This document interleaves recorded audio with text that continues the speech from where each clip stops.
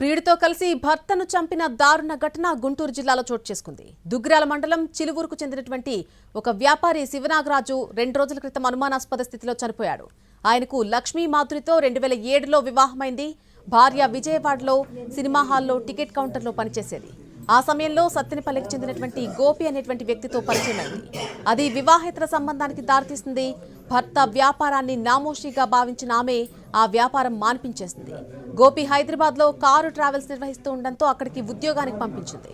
కొంతకాలం తర్వాత నాగరాజు హైదరాబాద్ నుంచి చిరువూరుకు వచ్చేశాడు.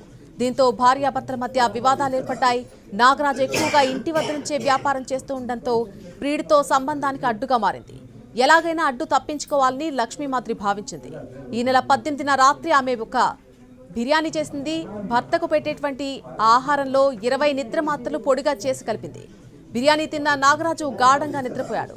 రాత్రి 11:30 సమయంలో ప్రియుడొచ్చాడు. నిద్రపోతున్న నాగరాజు ఛాతీపై అతడు కూర్చోగా మాధురి దిండితో ముక్కుపై అదిమి నొక్కి పట్టింది. అతడు చనిపోయాడని నిర్ధారించుకున్నాక గోపి వెళ్లిపోయాడు. ఆ తర్వాత రాత్రంతా మాధురి పాన్ వీడియోస్ చూస్తూ గడిపింది. తెల్లవారుజామున 4 గంటల సమయంలో ఇరుగు పొరుగును పిలిచి గుండె నొప్పితో తన భర్త చనిపోయాడని హడావిడి చేసింది. భార్యాభర్తల మధ్య వివాదాలు, ఆమె వివాహేతర సంబంధం గురించి తెలిసిన ఇరుగు పొరుగు వారు అనుమానించారు.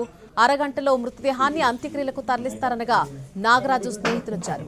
అతని చెవిలో నుంచి రక్తం కారడం, చెవి వద్ద గాయం కనిపించడంతో తండ్రితో పోలీసులకు ఫిర్యాదు చేయించారు.